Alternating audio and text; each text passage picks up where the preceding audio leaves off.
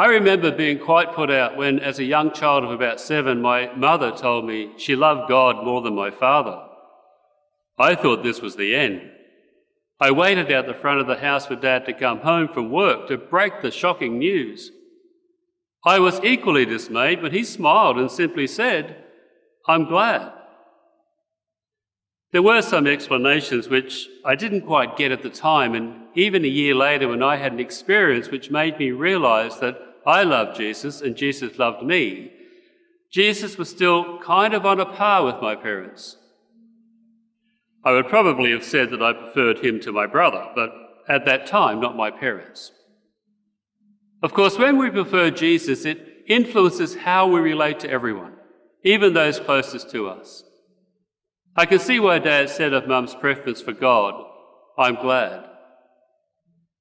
I'm sure it was difficult for the 12 to hear for the first time that Jesus was to be preferred before father, mother, and children. In the Jewish culture, family ties were everything. It was your connection to the people of God and therefore to God. Your responsibility in honouring your parents was seen to be the same as honouring God. Jesus was taking the 12 to a different understanding of family connection. In making Jesus the priority of their lives, he was showing them how his family relationships extend far beyond those of one's blood relatives.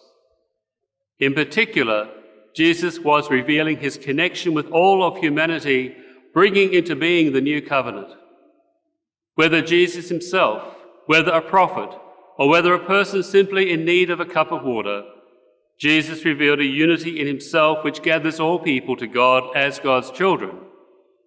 What a wonderful reward. Becoming God's children is the new life of baptism. As Jesus experienced his baptism in taking on the sins of the world and then rising again, he showed himself as God's preference and as humanity's preference.